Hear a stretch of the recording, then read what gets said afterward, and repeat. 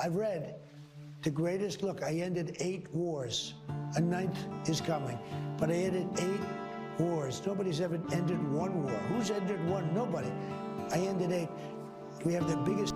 And Israel is stronger than ever. This is the bottom line of this campaign up until now. Let me say, there are still additional objectives for us to achieve, and we will achieve them either by agreement or by resumption of the fighting. We are ready to resume the fighting at any moment. Our finger is on the trigger. As you know, 2-week ceasefire has been announced between the U.S. and Iran. No, we were not surprised in the last moment, and I want to emphasize, this is not the end of the war. This is a step in order to achieve all the objectives. So to those troops, stay focused, block out the noise, stay aggressive. You are showing the world what it means to be an American warrior. You are making this building and the American people proud. We pray for you every day, and we have your back in every way. And to Iran, choose wisely. I pray you choose a deal which is within your grasp for the betterment of your people and for the betterment of the world. In the meantime, the War Department is locked and loaded. Mr. Chairman, over. Yeah. What happens when a ceasefire is announced, but one of the most important fronts keeps burning? Do you call that a diplomatic failure? Or do you call it what it may actually be, a strategy? Because this is the question at the center of Lebanon right now. Iran's reported ceasefire logic explicitly included stopping the war on all fronts, including Lebanon. Pakistan publicly framed the truce that way too. But Trump and Netanyahu quickly pushed back, saying Lebanon was not part of the deal. Then Israel kept hitting Lebanon anyway. That is not a minor misunderstanding. That is the contradiction that explains everything. And then it got worse. Trump later claimed there would be a historic conversation between Israeli and Lebanese leaders. But Lebanon's presidential office reportedly denied awareness of such a discussion. So now you have the same pattern again. Washington publicly declaring diplomatic movement that the other side does not clearly confirm. That matters, because if Beirut itself does not know about the breakthrough while bombs are still falling, then Lebanon is not being protected by diplomacy. Lebanon is being used by it. That is the real story. Not talks collapsed, not diplomatic friction, not ceasefire complications. The real story is that Lebanon appears to have become the missing piece in a ceasefire that Washington wanted to sell as progress, while leaving the battlefield pressure on Iran's wider regional axis intact. This is why I'm calling it the Lebanon Gambit. In chess, a gambit is not chaos. It is not confusion. It is the deliberate sacrifice of one piece to improve your overall position. And in this case, the question is not whether Washington openly announced such a strategy. It did not. The question is whether the pattern of behavior strongly suggests that Lebanon was treated as expendable in a broader campaign of pressure on Iran. And when you line up the evidence, that suggestion becomes hard to ignore. Let's start with the sequence. The United States first came forward with a 15-point proposal. Iran rejected it as maximalist. Tehran then countered with its own 10-point framework, which reportedly included a cessation of war on all fronts, including against what it called the Islamic resistance of Lebanon. U.S. reporting and follow-up coverage treated the Iranian proposal as a workable basis for talks in Islamabad. But once the talks began, Washington still pushed demands on Iran's nuclear program and other issues that made the atmosphere feel much closer to its original maximalist posture than to a genuine acceptance of Iran's package. And in the meantime, Lebanon remained under assault. That is why Islamabad matters. It wasn't only a failed meeting. It was a test of whether Washington was willing to treat Iran's ceasefire logic as a package, or whether it would treat it like a menu. And all signs point to the second. Iran's position, as publicly reflected in its reported 10-point logic, was that this was one connected battlefield. Iran, Lebanon, the Strait of Hormuz, sanctions, frozen assets, and the broader regional order were all linked.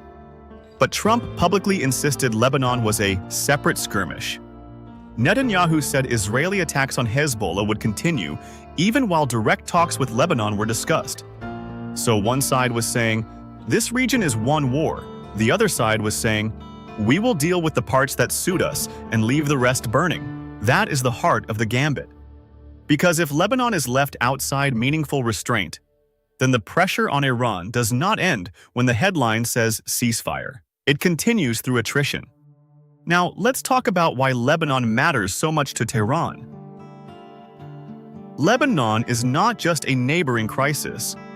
It is not just a humanitarian tragedy on the edge of a larger map. In strategic terms, Lebanon is tied to Hezbollah, and Hezbollah is tied to Iran's wider deterrence architecture in the Levant. If Lebanon is constantly under pressure, Hezbollah is constantly under pressure.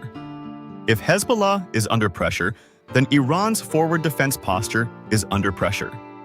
That means more political cost, more material cost, and more strain on the regional network that Tehran relies on to project influence and deterrence without fighting every battle directly from its own soil. So when Lebanon is left exposed, Iran is not watching somebody else's front. It is watching one of its most important regional anchors take sustained blows. That is why the term attrition matters more than the word containment here. Containment is about limiting movement. Attrition is about draining strength. And whether by deliberate design or tolerated consequence, what the continued war in Lebanon does is exactly that. It turns Lebanon into a pressure valve that bleeds the wider anti-Iran axis. Now, can we prove Washington sat in a room and said, "Let Lebanon burn so Iran weakens"? No, and serious analysis does not need that fantasy. What serious analysis can say is this: if a ceasefire framework reportedly included Lebanon, if Pakistan publicly said Lebanon was included, if Iran treated it as included, but Trump and Netanyahu quickly excluded it while Israeli attacks continued, then Washington either tolerated or accepted an outcome in which Lebanon remained available as an instrument of pressure on Iran. That is enough to build the case. And it gets stronger when you add the Lebanon track contradiction. Trump announced that Israeli and Lebanese leaders would speak in what he framed as a historic step. But Lebanon's side reportedly denied awareness of such a call. That is not a small detail. It tells you something about how Washington is operating. It keeps announcing progress before the parties themselves have fully owned it. It builds the headline first and expects reality to catch up later. We have already seen the same pattern in other contexts. Announce the agreement, announce the conversation, announce the move, and then let everyone else scramble around the public narrative. So the Lebanon peace was broken in two ways at once. First, Lebanon was not included in the ceasefire in the way Iran and Pakistan had framed it. Second, when Washington later claimed diplomatic movement on Lebanon, Beirut itself did not clearly validate the claim. That means Lebanon was neither truly protected by the ceasefire nor clearly secured by follow-on diplomacy. It was left in suspension. And suspension under fire is not peace. Now step back and look at the wider regional picture. Washington wants several things at once. Keep pressure on Iran's nuclear and regional position, avoid the appearance of direct war spiraling out of control, keep the Strait of Hormuz from closing permanently, and protect Israel from being meaningfully constrained. Those goals are not fully compatible. So what does empire-managed diplomacy do when its goals conflict? It prioritizes the battlefield pieces that serve its long-term leverage and leaves the morally inconvenient ones unresolved. That is what this looks like. Washington wanted to say it accepted a workable path to talks. It wanted to keep the ceasefire headline alive. But it also wanted pressure on Iran to continue, directly or indirectly. Lebanon became the place where those two desires could coexist. Peace language in public, attrition logic on the ground. This is why the mainstream framing of diplomatic failure is too weak. Failure suggests confusion. A gambit suggests utility. And from a cold strategic perspective, continued instability in Lebanon does create utility for a pressure campaign against Iran. It keeps Hezbollah pinned. It forces Iran to think regionally, not just nationally. It weakens the image of Iranian strategic depth. And it reminds Tehran that even when Washington says ceasefire, the broader anti-Iran battlefield can still be activated. That does not prove genius. In fact, it may prove recklessness, but it is not random. And this takes us to the moral question. Was this brilliant strategy or catastrophic moral failure? Liberation Lens does not let Washington escape that question by hiding behind process. Because if one side's key condition is left out in practice while still being used to lure it into diplomacy, then this is not simply hard bargaining. It is coercive diplomacy dressed up as peace. And that is why trust collapsed in Islamabad. You cannot ask Iran to treat the ceasefire as real while one of its most important regional concerns remains under active attack. You cannot say, "We accepted your framework," while carving out the part that constrains your ally. You cannot claim the role of mediator while staying strategically synchronized with the side still bombing. And this is where the broader US credibility problem comes into view. Washington wants to be seen as the indispensable broker. But every time it presents diplomacy as progress while allowing battlefield contradictions to continue, it teaches the world another lesson. American mediation often means managing escalation in ways that preserve American leverage, not resolving the underlying injustice. That lesson is not being learned only in Tehran. It is being learned in Beirut.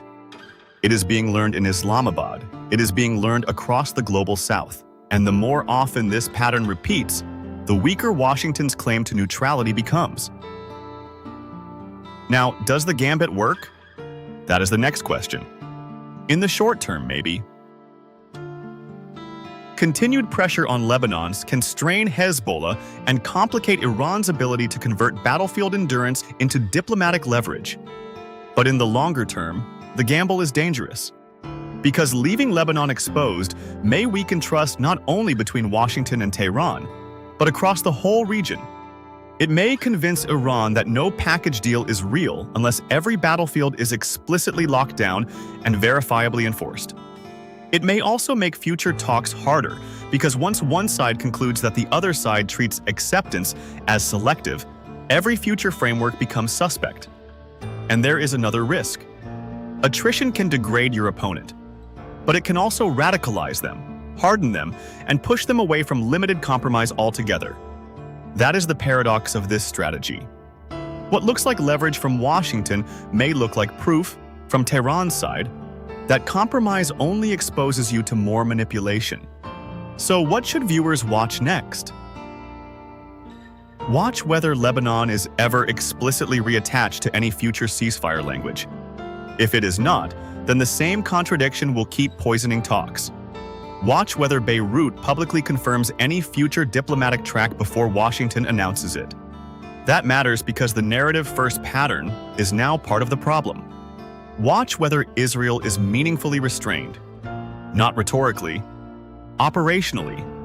That is the real test of whether Washington is seeking peace or simply managing headlines.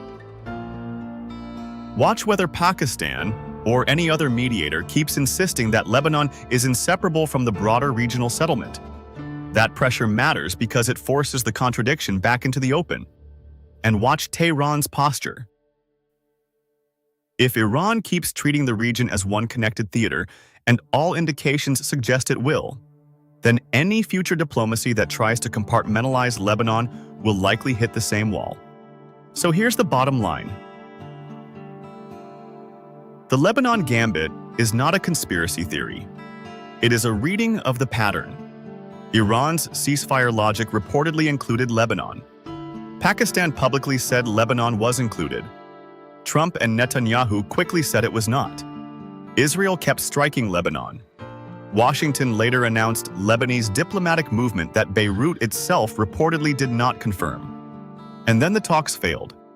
Put that together, and the implication is hard to avoid. Lebanon was not treated as a protected front in a real peace framework. It was treated as a usable front in a broader pressure campaign on Iran. That is why this matters. Because if peace can be announced while one of the key battlefields is left exposed, then peace is no longer a settlement. It is a tool. And when peace becomes a tool, someone always pays the price. This time, that someone was Lebanon. So ask yourself this: if one side's key condition is ignored, one battlefield is left open, and the mediator keeps announcing realities the affected parties do not confirm, was this ever a ceasefire at all? Or was it always a gambit? See you on the next.